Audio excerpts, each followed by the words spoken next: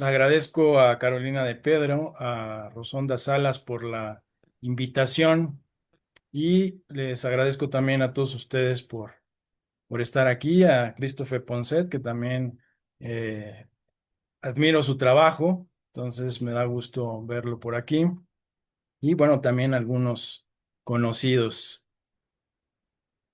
Y vamos a hablar hoy del Taroki del Manteña. Les voy a compartir presentación.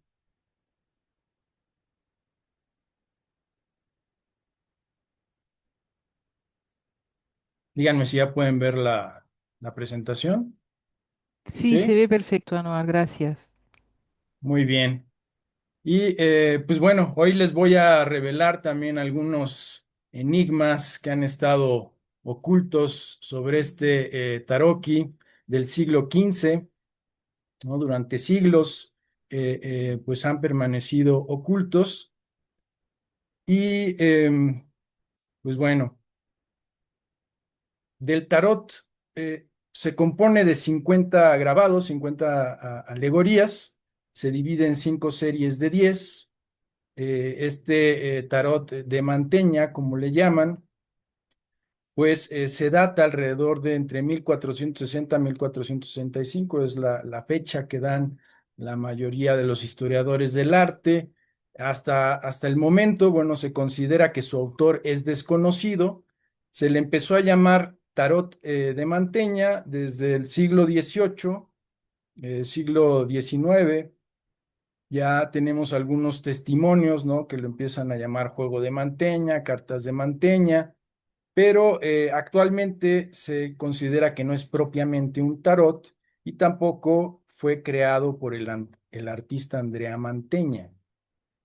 Es un grabador muy famoso del siglo XV, pero bueno, en un principio se parecen el estilo de estos grabados a su arte, pero actualmente la mayoría de los historiadores descartan a Andrea Manteña como el que ejecutó estos grabados. En este caso no vamos a hablar del autor, o más bien del que ejecutó los grabados, sino de su autor intelectual. Es en lo que yo me he enfocado. Ahora, en cuanto a si es un tarot o no es un tarot, ¿no? Porque la mayoría te dice, pues no es un tarot, porque no tiene la estructura de los tarots que tienen en la actualidad, ¿no? Que generalmente se entiende un tarot como un conjunto de 78 cartas que lleva también cierta secuencia en sus alegorías, por ejemplo, que la emperatriz es la carta número 3, que la carta de la estrella es la 17, y bueno, lleva una estructura definida, también se divide en 22 arcanos mayores, 56 arcanos menores, y digamos que esta es la forma de entender actualmente al tarot. Y si lo consideramos de esa forma, o según esta definición de tarot, pues el tarot de Manteña no cumple con eso. No lo podemos considerar un tarot en ese sentido. Pero sí hay otros elementos que podrían entenderse como un tarot, ¿no? Por ejemplo, en los juegos de triunfos, los antecedentes de lo que actualmente vamos a entender como un tarot, pues se dividían en 5 series y su número de cartas era muy variable.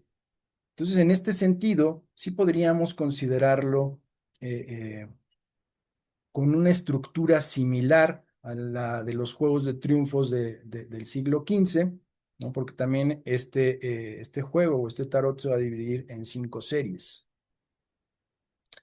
Pero quizá la definición más interesante o acerca de este tarot, y que lo relacionaría también eh, eh, con el mundo del tarot, es entenderlo como un microcosmos.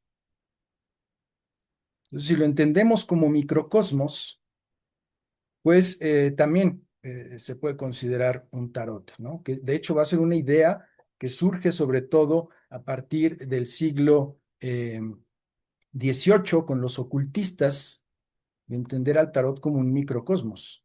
Y entonces aquí el tarot de Manteña sería un antecedente de esa visión ocultista, aunque este tarot no lo podemos considerar como tal ocultista, sino más ligado al misticismo,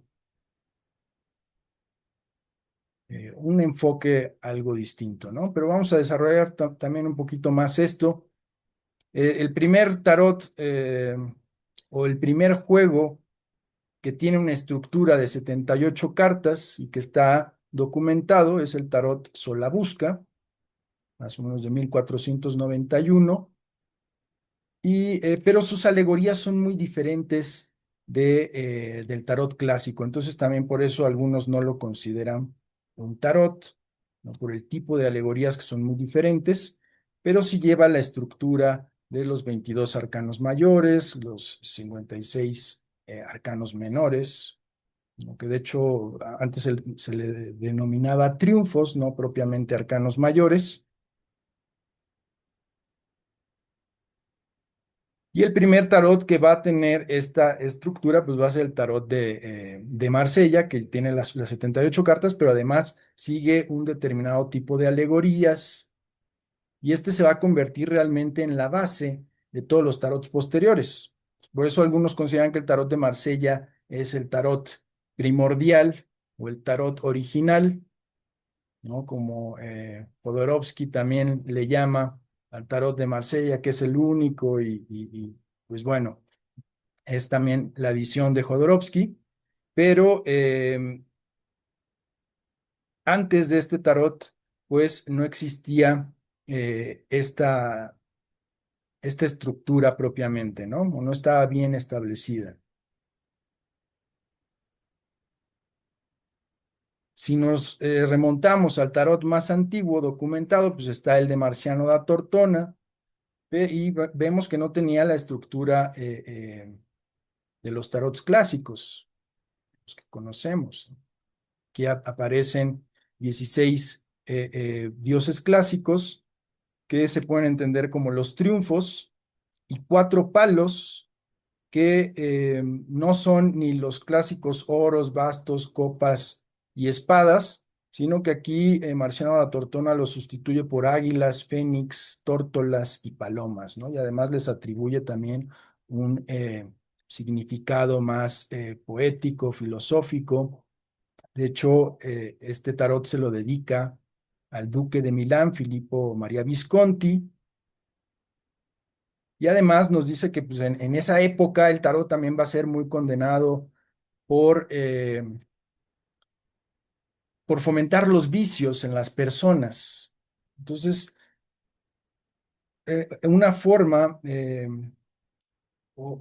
Marciano La Tortana lo que propone es hacer un juego que más bien destaque las virtudes humanas. Entonces, se puede ligar mucho a la filosofía, al arte, a la literatura de esa época, a los mitos, y justamente en contraposición a los juegos de cartas que van a estar asociados a los vicios o en general a todos los juegos de azar, como los dados. Y aquí, bueno, se va a buscar más bien acercarse a la virtud por medio del juego. Algunos de los mazos más antiguos, el de Visconti, Giovanni dal Ponte, el de Carlos VI, van a estar dentro de la misma tradición, ¿no? Pero ninguno de estos tarot se puede entender propiamente como un microcosmos. No fueron pensados de esa manera. Estos juegos de triunfos, las cartas, bueno, pues sí siguen cierto programa iconográfico, pero si ustedes se fijan, ni siquiera tienen el nombre de las cartas, no tienen la numeración y de hecho la mayoría de ellos no han llegado completos.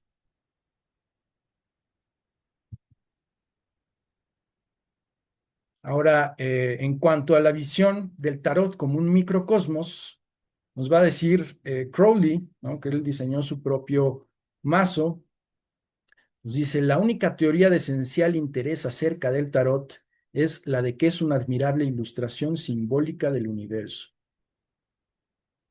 Entonces, para los ocultistas va a ser esencial esta visión del tarot, de un juego que también representa una visión del cosmos, del universo, que no solamente te acerca por un camino introspectivo de autoconocimiento, sino también el conocimiento del mundo, porque todo está ligado, todo es una relación de reflejos. En el pensamiento hermético se habla de que como es arriba, es abajo, como es adentro, es afuera.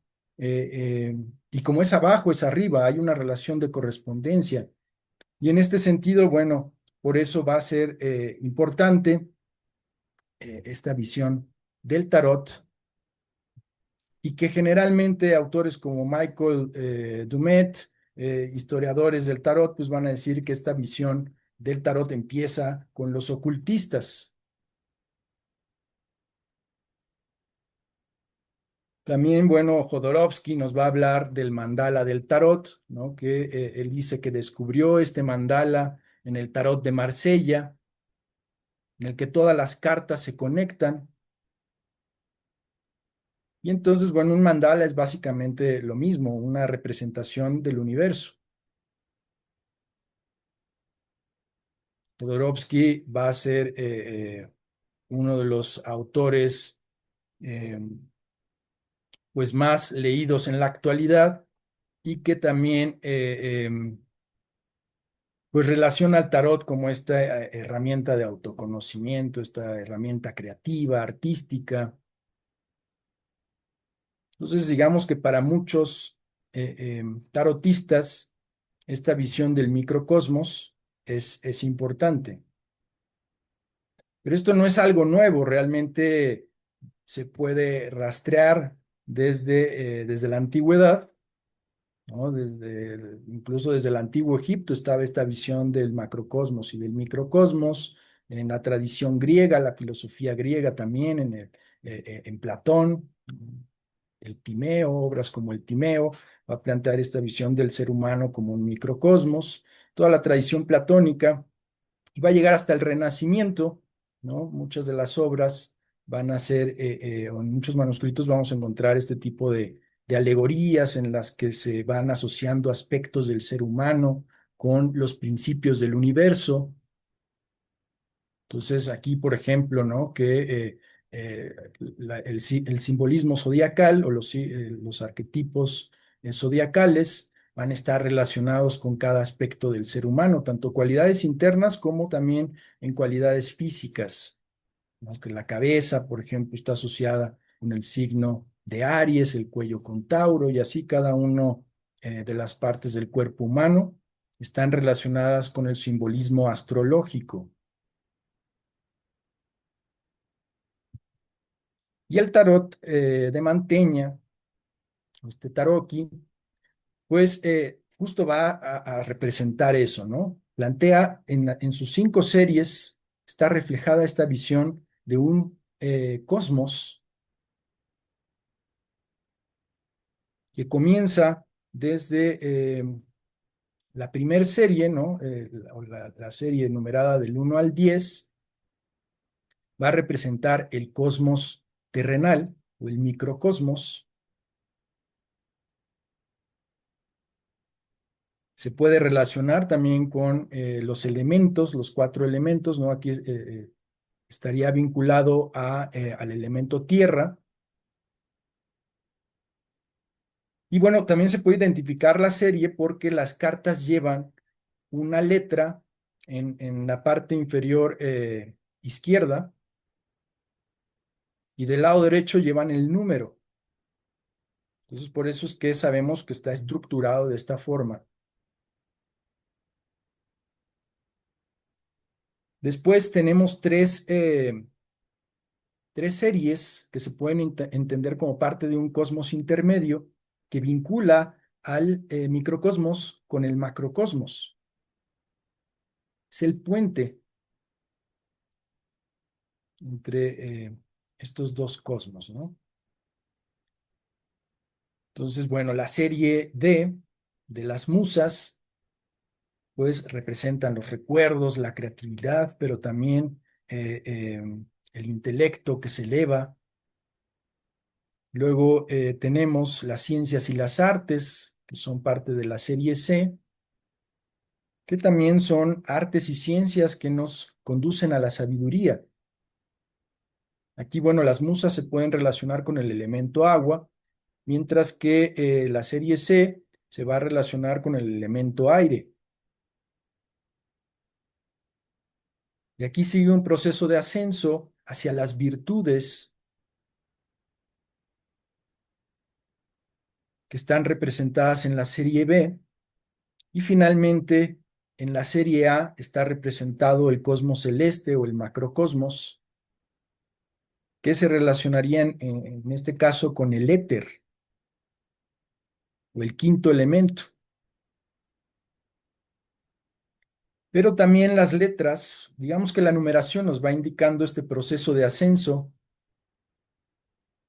desde el mísero, que es el personaje más alejado de la divinidad, el personaje que está en un estado más caótico, se puede asociar con el loco del tarot. De hecho, comparte muchas semejanzas con el loco, aunque también con el ermitaño, por ser principios ligados a Saturno. Pero bueno, aquí este personaje es el más alejado de la divinidad e inicia un proceso de elevación de su espíritu o de ascenso que lo conduce hasta la última carta, que es donde se representa a la divinidad misma, la causa primera de todas las cosas, Dios. Entonces se puede hablar también de cierta escalera mística que está planteada con la numeración, pero las letras también nos indican un proceso de descenso, porque aquí, bueno, son las primeras 5 letras del alfabeto, pero la primer serie tiene la última letra del alfabeto, mientras que la que sería la última serie, siguiendo la numeración, lleva la primera letra del alfabeto. Entonces hay un proceso tanto de ascenso como de descenso, desde el macrocosmos hacia el microcosmos y desde el microcosmos hacia el macrocosmos. Es esta idea de esta visión del hermetismo, donde como es abajo es arriba, como es arriba es abajo. Ahora, lo que se ha manejado sobre todo es que esta visión del universo que está planteada en este Taroki es que se trata de la visión medieval del cosmos, pero hay elementos que sugieren que se producen rupturas o diferenciaciones. Las conexiones entre las alegorías no son siempre rectas, verticales, sino que también pueden conectarse de muchas otras formas. Y esto permite romper con la estructura jerárquica y entonces se plantea también cierta visión del cosmos dinámico, y que es precisamente lo que va a plantear Nicolás de Cusa, ¿no? Ahorita vamos a ir viendo un poco más de eso. Ahora, en cuanto a las conexiones de este tarot, o del llamado tarot de Manteña, se han encontrado algunos vínculos, ¿no? Algunas correspondencias con los clásicos tarots. Por ejemplo, la carta del mísero comparte semejanzas con la carta del loco. En ambos aparecen los perritos, no sé si se fijan. De hecho, es muy probable que el Manteña haya influido en el tarot de Marsella, tanto por la numeración romana típica que ahorita les voy a mostrar, como por algunos elementos iconográficos. Entonces aquí también la carta del sirviente o del paje de copas son muy similares. La carta del mago se puede corresponder con la del artesano del taroqui. El rey de bastos se parece mucho. En general, los reyes, como están representados, también comparten algunas similitudes con el rey que está representado en el taroqui. eh, el emperador, que además, bueno, aquí vemos algunos elementos en común, ¿no? Que ambos llevan la mano a la altura de la cintura, aparece la presencia del águila, las piernas cruzadas. Y bueno, también hay otras cartas que compartirían similitudes, como la carta del Papa, aparecen las virtudes cardinales, en este caso, en el caso del tarot aquí están las cuatro virtudes cardinales, en el de Marsella solamente aparecen tres. Hay también algunas correspondencias de la carta de Marte con la carta del carro. De hecho, ambos están, o la carta del carro del tarot de Marsella se puede entender como un, eh, una representación de Marte, del guerrero, que busca el triunfo, el éxito en la guerra.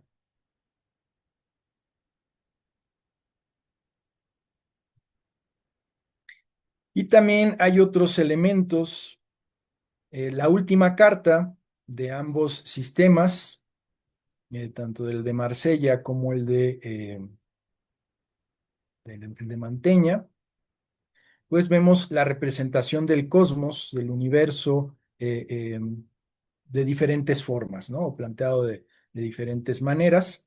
La primera vez en la que en una carta o en una alegoría relacionada con el tarot vamos a encontrar los cuatro evangelistas es precisamente en la serie S o la versión S de este tarot y posteriormente ya en el tarot de Marsella. Pero ambos representan el universo, ¿no? Aquí en el caso del tarot de Marsella se puede entender como el anima mundi.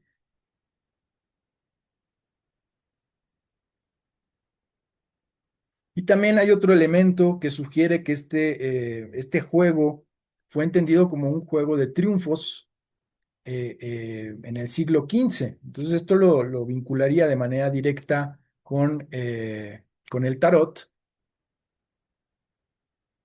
que es una referencia de Ludovico Lazzarelli, donde precisamente usa 23 imágenes del tarot de Manteña y les llama, o dice que la gente ignorante a veces lo llamaba, lo entendía como triunfos, ¿no? Como cartas de triunfos. Y para él, bueno, dice, es que estas imágenes son sagradas, entonces no pueden ser simplemente un juego, como muchos creen. Entonces, lo va a diferenciar en cierta forma de los juegos de triunfos.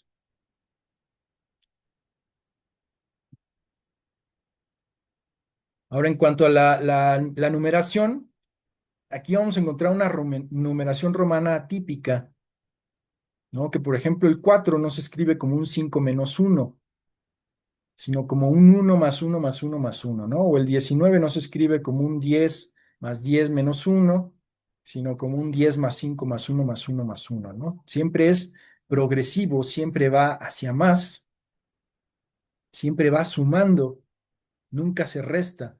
Tiene que ver con acumular experiencia en un proceso espiritual. Se va acumulando todas estas experiencias de vida, nunca se restan.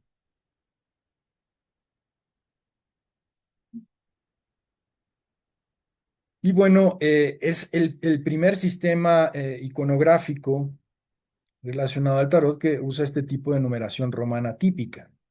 Ya después, en el tarot de Marsella se va a retomar este elemento y posteriormente los ocultistas van a decir que se equivocaron y entonces van a tratar de corregir estos supuestos errores, que en realidad no es un error, ¿no? Se trata de una visión simbólica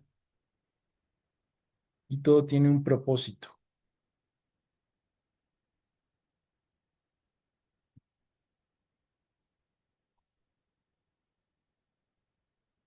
Existen diversas versiones. ¿Hasta aquí vamos bien? ¿Sí? Sí, perdón, para mí perfecto, ¿eh? Sí, Bueno. Gracias. Entonces existen diversas versiones también de este tarot de manteña o taroki, que, pero el original, digamos, el del el siglo XV, que está datado entre 1460 y 1465, va a ser el único que realmente se puede entender como un sistema filosófico cifrado, ¿no? En mi investigación es así como lo estoy abordando, lo estoy entendiendo este sistema, porque ya las versiones posteriores, como la serie S, la de la Denspelder, van a omitir algunos detalles que son muy importantes, son cruciales, y se desarticula todo el sistema criptográfico. Realmente está codificado hay muchos mensajes que están codificados en estas imágenes. Entonces, realmente el único que que me interesa en mi investigación es la serie E por esos elementos. Los otros pueden ser muy bonitos, muy atractivos, ¿no? Hay mucha gente que les gusta más el de la Denspelder, que es un grabador del siglo XVI, y bueno, les gusta más el estilo de este tipo de imágenes, pero si lo que les interesa es realmente entender la profundidad simbólica y los mensajes ocultos, estas versiones no sirven para eso.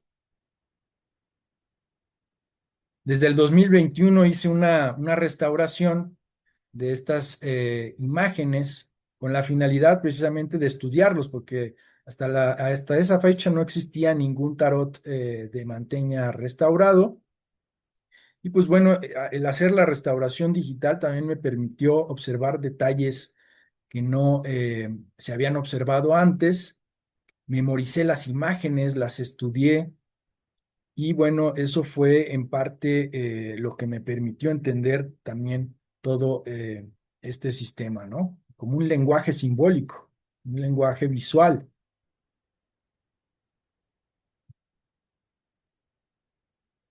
En estudios previos, pues se ha estudiado mucho estos grabados en el campo de la historia del arte, de la iconología, pero hasta la fecha no hay ninguna publicación que lo aborde desde la perspectiva filosófica,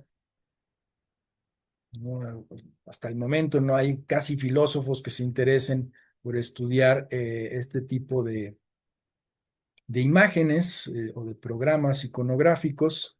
Tampoco desde la criptología histórica se ha estudiado antes, y en mi investigación es la primera vez que me acerco a este tarot de manera multidisciplinar y entendiéndolo precisamente como un sistema filosófico cifrado.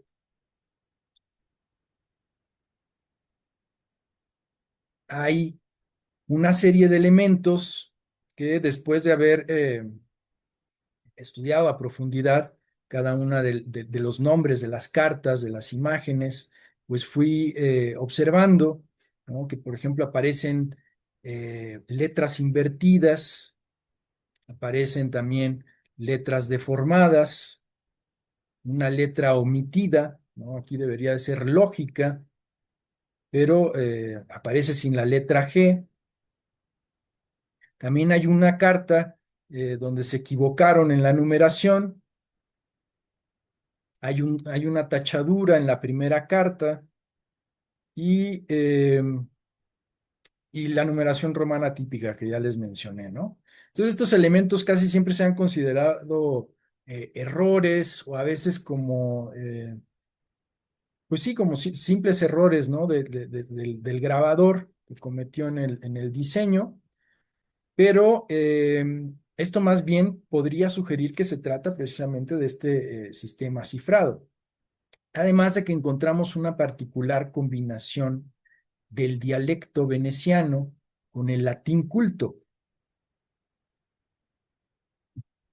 Y leyendo autores de esa época, como Roger Bacon o anteriores, ¿no? Roger Bacon desde el siglo XIII ya había señalado que una de las características que a veces se usaban para ocultar mensajes en las cartas, ¿no? Sobre todo los que se dedicaban a la política, a la milicia o a actividades que requerían de alto secreto, ¿no? Pues utilizaban diversas técnicas, ¿no? Ya desde la antigüedad, ¿no? Los antiguos griegos usaban algunas técnicas de cifrado, pero bueno, Roger Bacon señala que la combinación de lenguas o la combinación de alfabetos puede ser un indicador de que el mensaje está cifrado.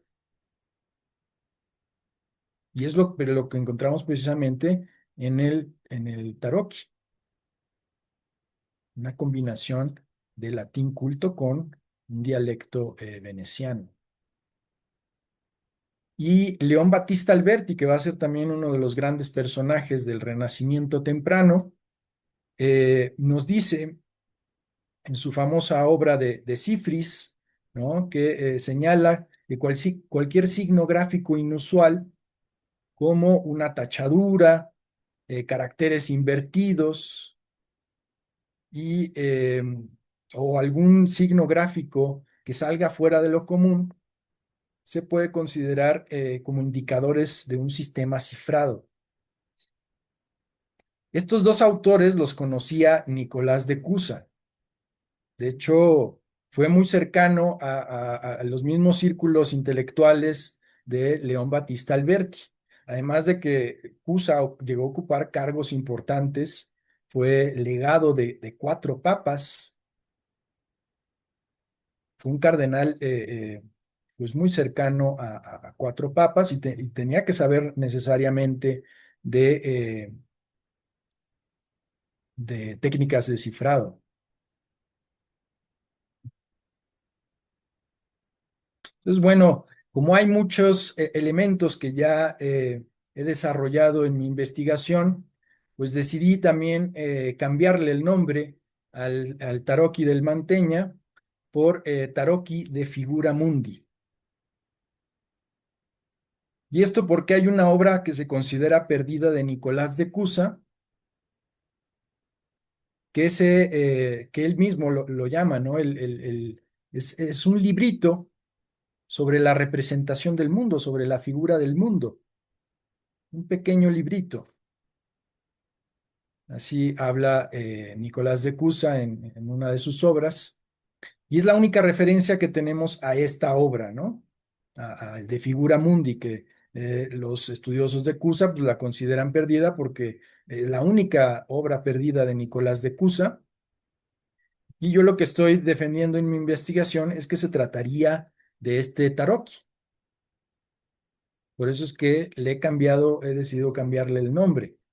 Y además, el nombre es muy acorde a lo que representa precisamente el tarot, ¿no? Que es una representación del cosmos, una imagen del mundo, una figura del mundo.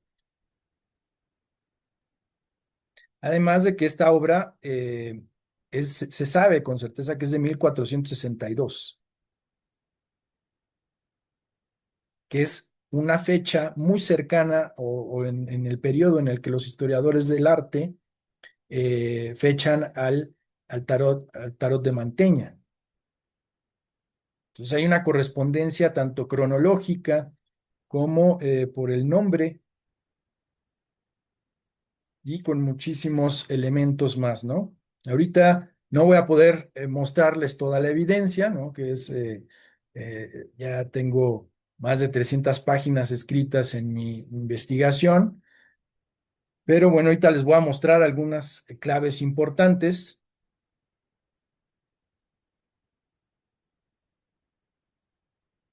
Y bueno, les había mostrado, ¿no? Que hay cartas que se conectan por medio o más bien el microcosmos y el macrocosmos se conectan por medio del el cosmos intermedio. Y entonces fui estableciendo las relaciones entre todas las alegorías, ¿no? Basándome en fuentes de esa época, ¿no? Aquí lo que se está evitando también es caer en la pareidolia, ¿no? Que muchas veces se da en la interpretación del tarot, ¿no? Pues cada quien observa lo que quiere, cada quien lo interpreta como quiere. Entonces, uno se puede encontrar miles de interpretaciones sobre una misma carta, diferentes. Y bueno, es parte el símbolo, permite muchas veces eso, ¿no? Que uno proyecte su visión subjetiva. Pero bueno, al hacer este tipo de investigaciones, yo no puedo proyectar únicamente mi subjetividad, sino que lo tengo que justificar basándome en textos de la época. Entonces, bueno, aquí encontré que las cartas se vinculan de muchas maneras, tanto visualmente como conceptualmente, como analógicamente y también desde el punto de vista de los nombres de las cartas y también a nivel numérico, ¿no? La numeración forma parte de la dinámica.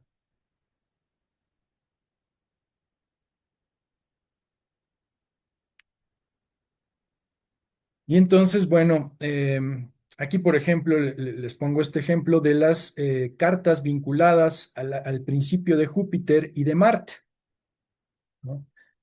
Que de hecho están relacionadas, se forma un grupo de seis alegorías. Eh, el emperador, si ustedes se fijan, está representado de una manera muy similar a como está Júpiter. O sea, hay una conexión visual, al igual que el rey está prácticamente en la misma posición en la que está Marte, incluso haciendo el mismo gesto con el brazo, la misma posición de las piernas. Uno levanta con una de sus manos una vara, el otro la espada.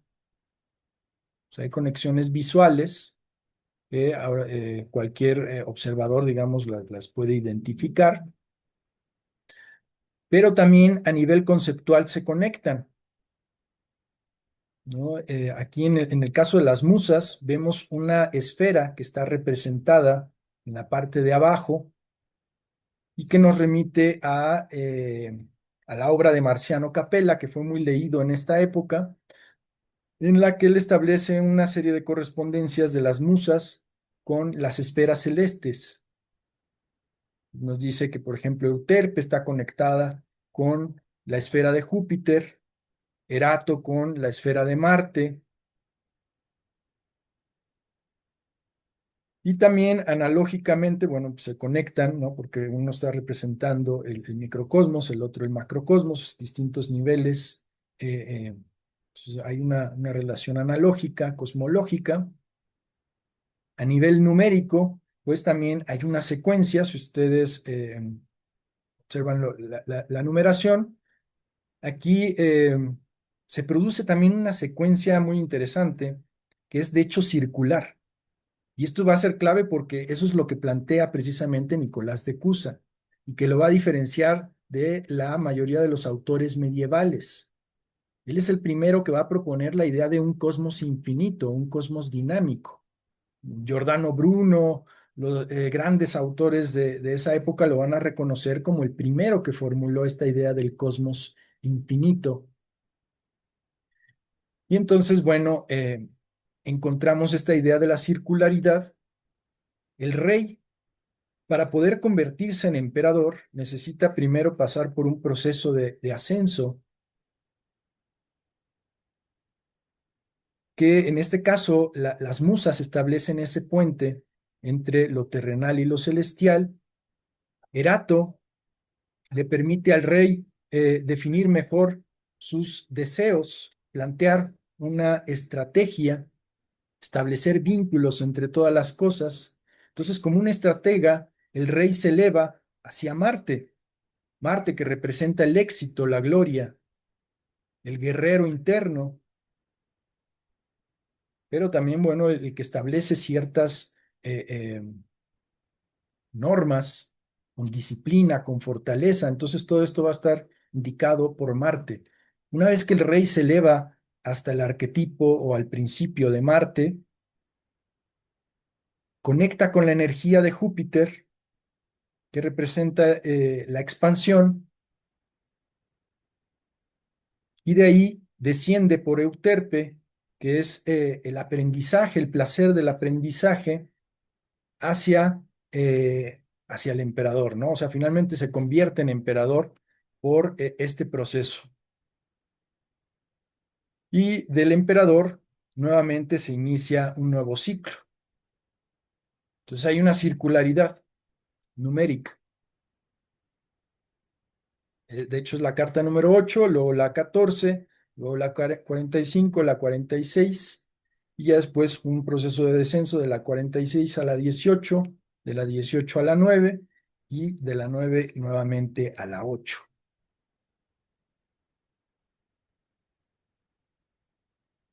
Este es el primer tarot que podemos considerar como un sistema filosófico cifrado, y que es un antecedente importante también, o yo lo voy a considerar un antecedente importante del tarot de Marsella y de todos los tarots posteriores.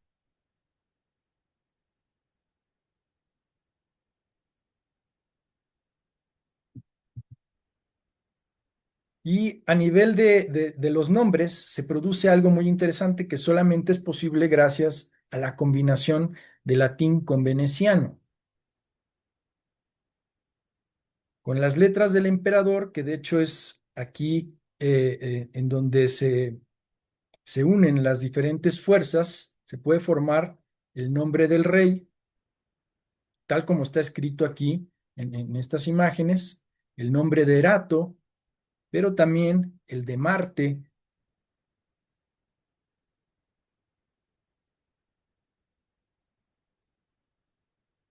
La estructura consonántica o consonántica de Júpiter también se puede formar, además de la primera vocal, y toda la estructura consonántica de Euterpe, con estas letras, ¿no? Solamente las vocales no estarían, pero aquí vemos que comparten muchas letras en común. Esto no es eh, coincidencia, porque ya vimos que se conectan las cartas de muchas maneras, y también eh, vemos que si solamente estuvieran escritas en latín, los nombres de estas alegorías, se pierde el cifrado, ¿no? Se pierde estas conexiones anagramáticas. También si estuvieran escritas únicamente en veneciano, como aquí, por ejemplo, Júpiter no se escribe en veneciano, no se escribe Júpiter, sino Jove, y hay letras que simplemente rompen con todas estas conexiones. Entonces, precisamente la combinación de ambas lenguas lo que va a permitir estas conexiones anagramáticas. Y no es el único conjunto en el que se forman estas conexiones, realmente es todo el sistema de 50 alegorías donde se van a formar diversos niveles de conexión entre las alegorías. Entonces, estamos hablando realmente de un sistema que intencionalmente fue diseñado de esta forma. Se ha hablado mucho de que el creador del tarot, los ocultistas nos van a decir, el creador del tarot es el dios Tot, Hermes Trismegisto, Mercurio. Y es que, bueno, en toda la tradición platónica y desde el antiguo Egipto, se va a entender como un principio de sabiduría.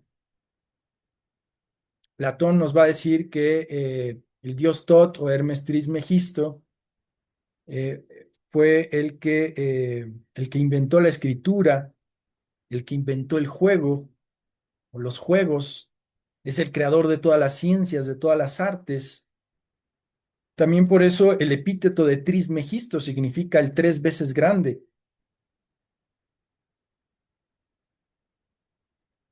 O sea, al ser el tres veces grande, pues va a ser muy venerado también como este principio de sabiduría al cual aspiran los filósofos. Y en el Renacimiento también va a ser una de las figuras más importantes.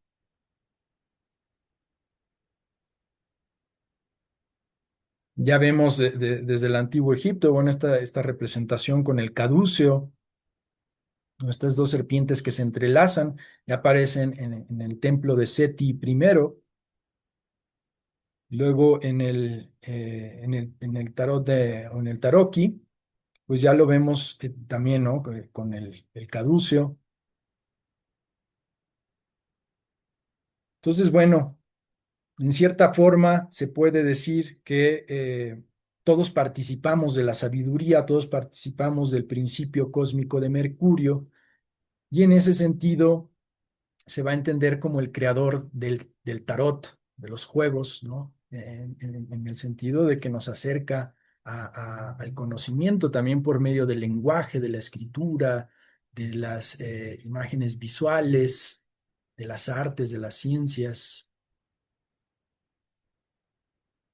Y casualmente, las alegorías que están vinculadas a Mercurio, identifiqué, ¿no? Que aquí el sirviente, el mercader, la musa Melpómene y Mercurio, pues están vinculados, ¿no? Pero además comparten una raíz fonética común, que es memer. Se repite en todas ellas esta raíz. Se pudieron haber elegido otros personajes mercuriales, ¿no? Porque también a los orfebres se les consideraba hijos de Mercurio, a los relojeros. En el Renacimiento se van a hablar de muchas actividades mercuriales, los astrónomos, eh, entre otros personajes, pero aquí se eligieron precisamente dos que casualmente tienen la raíz fonética me y mer.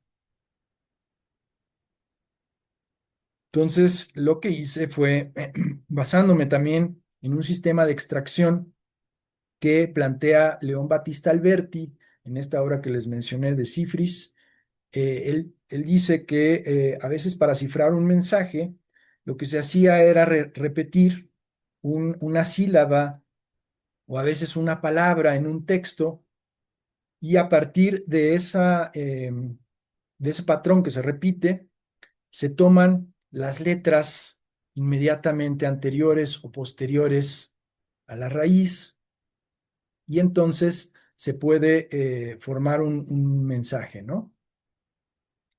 Y entonces lo que obtuve fue esto, ¿no? Del sirviento del Famello se toma la letra A, la letra I, del mercader tomamos la letra C, de Melpómene tomamos la letra L, la letra O y la N invertida, y de Mercurio la letra C. La única palabra que se puede formar reordenando estas letras es el nombre propio Nicolás C, que es una de las variantes de cómo se escribía el nombre de Nicolás de Cusa, Nicolás o Nicolo. Entonces, esto para mí fue muy significativo porque eh, pues todas las correspondencias que había identificado con su filosofía y tarot, y de pronto encontrar en las alegorías ligadas a Mercurio el nombre Nicolás C, pues fue simplemente algo revelador, ¿no? La probabilidad, pero bueno, aún así, pues yo me puse en mi papel de escéptico y dije, pues tal vez, pues lo estoy interpretando de una manera que tal vez no se justifica o lo estoy sobreinterpretando tal vez. Y me dediqué a buscar a ver si se podían formar otros nombres en conjuntos de cartas eh, y simplemente no pude formar ningún otro. Puse a prueba, ¿no? Con métodos estadísticos, ¿no? Con programas de Python, los ejecuté en Windows y entonces llevé a cabo algunas simulaciones, ¿no? Las llamadas pruebas de Monte Carlo, que son pruebas estadísticas. Aquí, por ejemplo, lo hice con 500 simulaciones, que es como barajear, digamos, el tarot 500,000 veces, a ver si se puede formar algún otro nombre siguiendo también un sistema de extracción descifrado. Entonces probé con varios sistemas de extracción descifrado para ver si se formaba algún nombre y simplemente no me arrojó ningún otro nombre, ¿no? También llevé a cabo la prueba determinista, que es básicamente decir que con este sistema de extracción no se puede formar ningún otro nombre. Es una prueba matemática, ¿no? Entonces, de esta manera comprobé que esto no es una casualidad, ¿no? Que la probabilidad de que esto suceda por azar es del 0,00043%, ¿no? O sea, una probabilidad mínima eh, eh, pues bastante complicada, ¿no? De que haya surgido simplemente por azar. Realmente es una prueba fuerte de que se trata de un sistema cifrado. Esto, de hecho, ya lo presenté en la Universidad de Wuppertal en Alemania con expertos en cifrado y, pues bueno, está teniendo buena recepción por parte de los especialistas.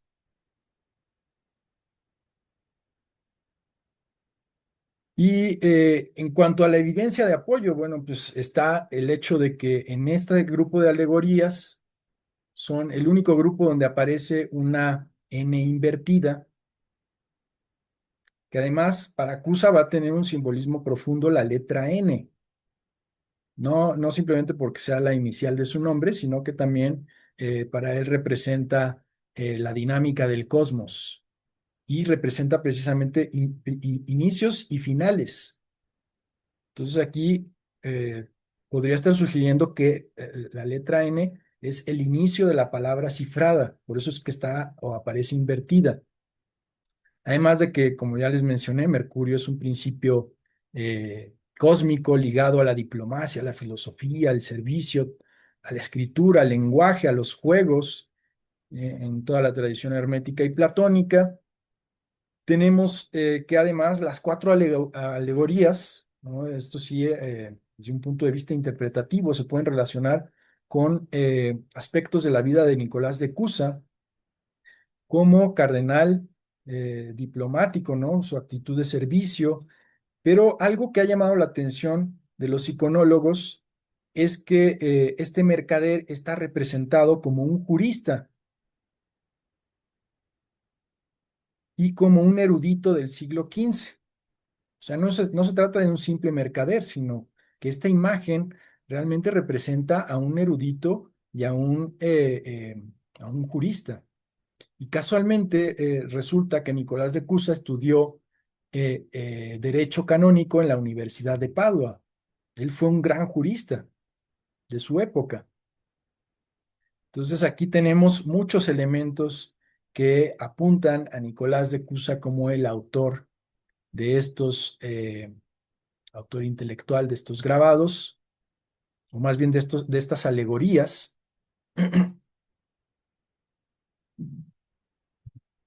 Además de que, bueno, ya en mi investigación pues desarrollo todo lo que menciono, las relaciones de las 5 series se corresponden también con los niveles que Nicolás de Cusa plantea acerca del tarot, ¿no?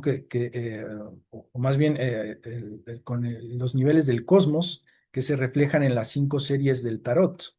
Entonces tenemos 5 series de 10 cartas. Y además para Nicolás de Cusa el número 10 va a tener mucho simbolismo y también desde el punto de vista ontológico, eh, eh, pues va a ser muy significativo.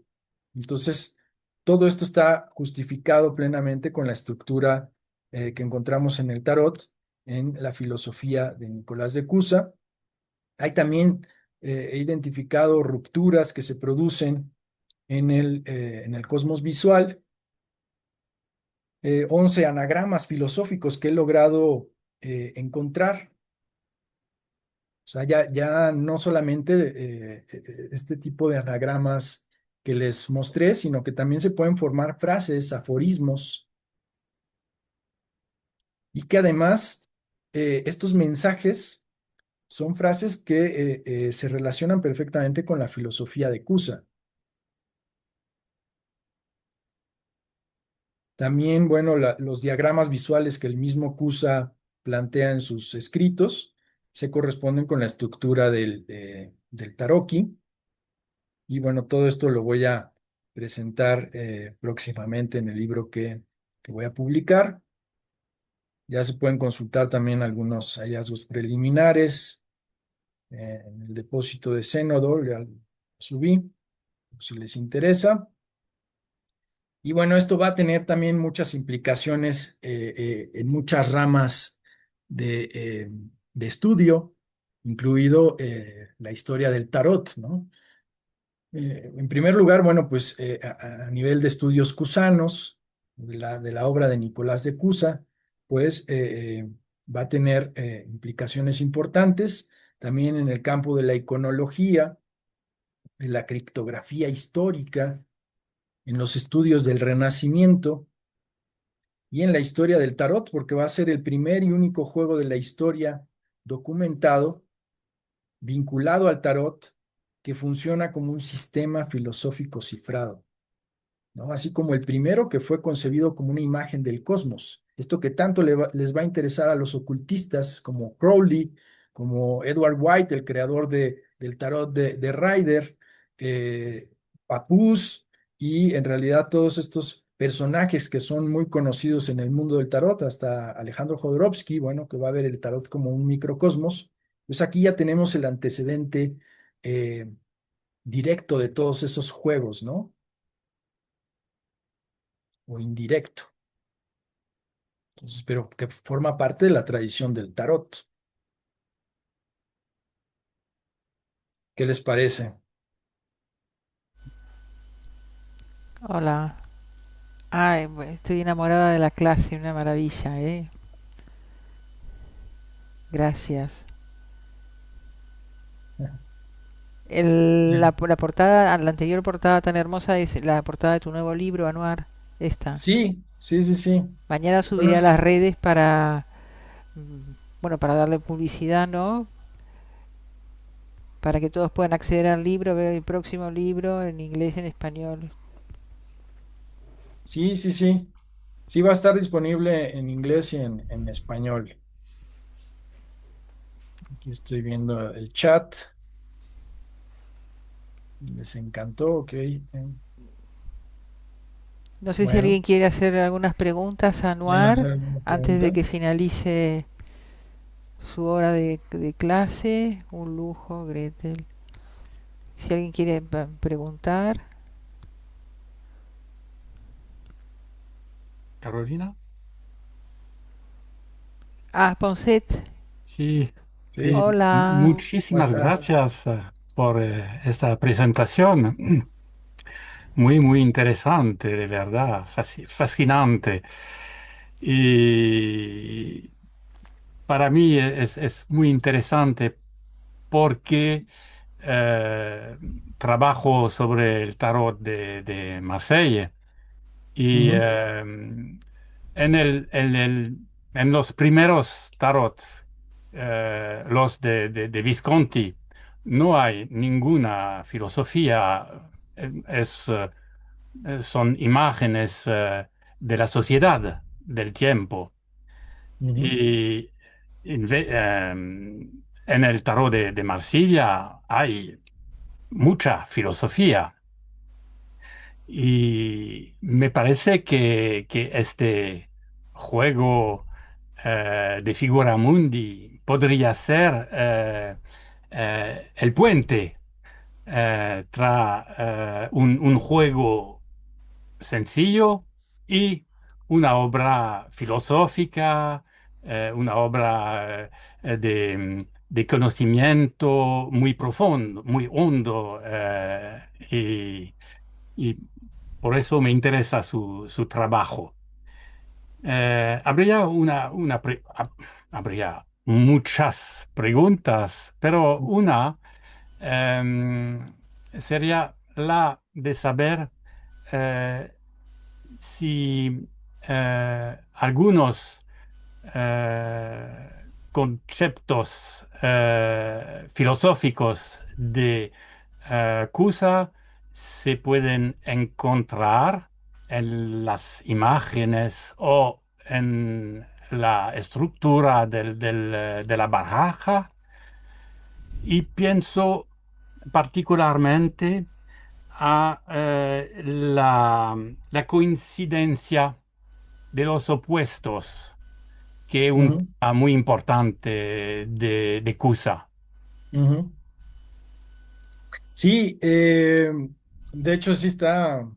Bueno, también Christophe Ponset es un gran autor que escribió sobre el tarot de Marsella. Él tiene su libro, el último que publicaste, ¿no? El tarot de Marsilio, y donde, bueno, conectas el tarot de Marsella con la filosofía de Marsilio Ficino. Ese me parece también un buen tema que abre la discusión sobre la influencia del platonismo, de todas estas tradiciones con el tarot. Y bueno, también tienes un documental muy bueno aquí, para quienes no te conozcan, que se puede ver en YouTube, en distintas plataformas, y que es muy bueno, en el que justo estableces esta relación con la filosofía de Ficino. Y en cuanto a lo que mencionabas, ¿no? Creo que estarían el tarot de Manteña, o este tarot de figura mundi, como lo he llamado ahora, pues estarían muy conectados el de Marsella con este, ¿no? Justamente por la filosofía, por los elementos filosóficos que se pueden observar en sus imágenes. En el caso del tarot de Marsella, la desventaja o el problema es que no tenemos, digamos, el original, ¿no? Solamente nos han llegado copias posteriores, y posiblemente también, tal vez el original tenía algún tipo de cifrado, ¿no? Digo, esto es hipotético, especulativo, pero si algún día se llega a encontrar el original de Marsella, o el más antiguo, posiblemente se pueda aplicar algunas de estas técnicas para cifrar su contenido, ¿no? Pero en cuanto a lo que mencionabas, ¿no? La estructura, toda la filosofía de Cusa está muy vinculada a este Tarocchi de Figura Mundi, que en este caso sí tenemos los originales, por eso es posible también estudiarlo. Tenemos las 50 cartas que lo conformaban originalmente, a diferencia también de muchos otros juegos de triunfos que no van a estar completos, y por eso se puede estudiar a profundidad, ¿no? Y sí, va a estar muy ligado a la filosofía de Cusa, esta idea de la coincidencia de los opuestos. En realidad aquí lo que se maneja más es una concordancia. Eso también me lo mencionó una experta en Nicolás de Cusa. Me aclaró esa diferencia entre la coincidencia de los opuestos y las concordancias, que son conceptos que maneja Cusa. Por ejemplo, la concordancia entre la lengua vulgar y la lengua docta, la mezcla del latín con el veneciano, se puede entender como parte de su concordancia, la concordancia cusana. también esto que vimos, ¿no? De cómo las alegorías se conectan en distintos niveles, visualmente, conceptualmente, por sus nombres. Todo esto formaría parte de la concordancia cusana y a nivel, digamos, la coincidencia de los opuestos simplemente se da eh, en un plano mayor, ¿no? Solamente se da en Dios, que Claro, representa el infinito, ¿no? Porque ahí ya no hay límites. Pero bueno, aquí ya estamos entrando ya en temas más filosóficos, pero si digamos, la coincidencia de los opuestos estaría en todo el tarot, ¿no? Que a su vez refleja la mente divina, ¿no? Está en este caso tratando de imitar la mente divina, ¿no? Esta visión del cosmos infinito o de Dios como infinito. Y bueno, no sé si aclaré sí, sí, muy bien, eh, muchas que gracias. Es muy mencionabas. interesante. Sí. Y me interesa también porque en el tarot de Marsella encontramos también esta coincidencia de los opuestos. Ujú, la concordancia, sí, ajá. Y Ficino nunca cita Cusa, pero se ve en sus escritos la influencia che ha recibido del Cusano. Sí, Questo me interesa mucho. sí, se ha dicho que posiblemente conocía a Cusa, aunque no lo cita, igual Claro. que Giovanni Pico, ¿no? Sí, sí, Y posteriormente Giordano Bruno, él sí lo va a reconocer, le va a llamar incluso el divino Cusano, ¿no? Va a decir que es una de sus mayores influencias. Y va a hablar de esta idea del cosmos infinito.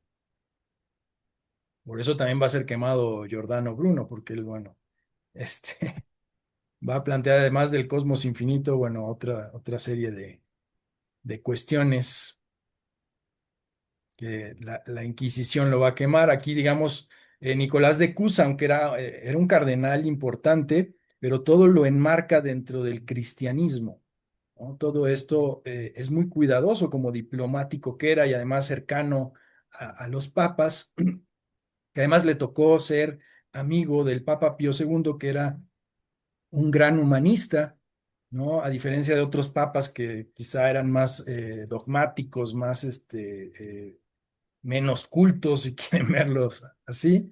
Pero en el caso del Papa Pío II, sí fue un gran humanista, al igual que otros papas, ¿no? Como Eugenio IV, que estuvieron en contacto con Cusa.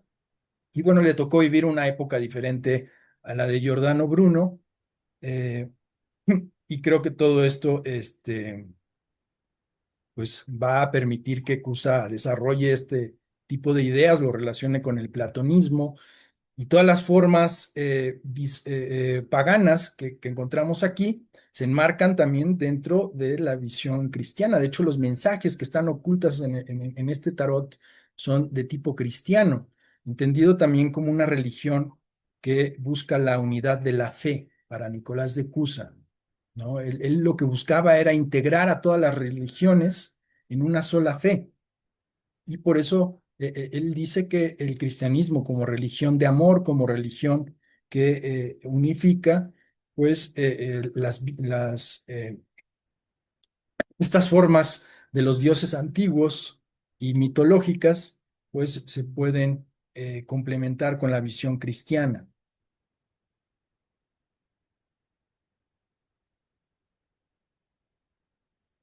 Bueno, muchas gracias también por tu participación, Christopher.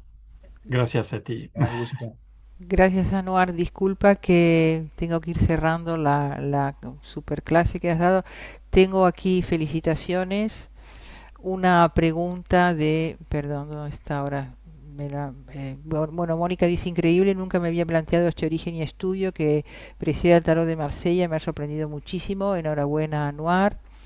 Kerly pregunta, para un principiante que quiere apreciar estas cartas, ¿en qué tres detalles crees que debería fijarse primero para empezar a entender su riqueza? La mejor forma y como yo aprendí o como digamos, llegué a todo esto también, fue precisamente memorizando las imágenes. Para mí eso es clave, porque es un lenguaje visual, entonces, como aprender un idioma, ¿no? Se trata de aprender un idioma, pero en este caso por medio de imágenes, por medio de símbolos. Entonces, si tú no memorizas las imágenes, si tú no recuerdas cada detalle, los nombres de las cartas, pues realmente no vas a poder entender toda la estructura, toda la dinámica de este tarot. Entonces, bueno, pues diariamente, ¿no? Pues, observar una carta, la puedes sacar al azar o la puedes sacar en orden, en el orden de la numeración y bueno, pues es estar en contacto permanentemente con estas alegorías, establecer un vínculo y de esa manera vas a aprender a interpretarlo mejor, ¿no? Ya después puedes ir profundizando en la iconografía, en la historia, en la filosofía, pero en un primer momento es observar las imágenes. Una última pregunta, Noar, pregunta Juana, ¿cuánto tiempo le ha llevado esta investigación? Un trabajo impresionante. 5 años, los últimos 5 años he estado estudiando este Taroki. Y bueno, también me ha ayudado el que he impartido cursos constantemente, que me ayuda justo a reforzar los conocimientos, igualmente las participaciones de algunos de mis alumnos, pues me han ayudado mucho. Entonces enriquecerse de muchas formas, ¿no? Entonces sí, son 5 años que ya llevo estudiando esto y escribiendo sobre el tarot.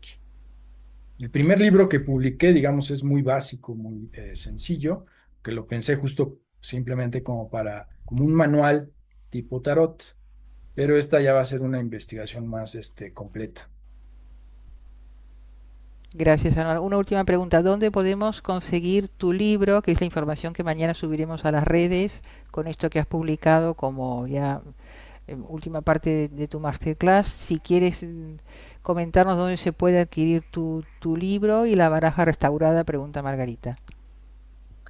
La pueden adquirir directamente conmigo. Ahorita estoy todavía en la fase final de preparación. De hecho, ya inicié, digamos, la preventa para el primer tarot de colección, con las imágenes restauradas, en un formato un poco más grande para que se puedan estudiar y se pueda apreciar también todo el sistema criptográfico. Y bueno, va a estar acompañado tanto de un manual interpretativo como de la investigación completa, ¿no? Entonces, el tarot de colección, pues bueno, ya está a la preventa desde ahorita y que ya en los próximos meses estará, ya se los empezaré a enviar.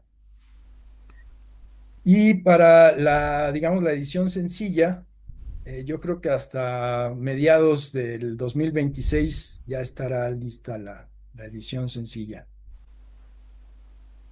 Estupendo, perfecto.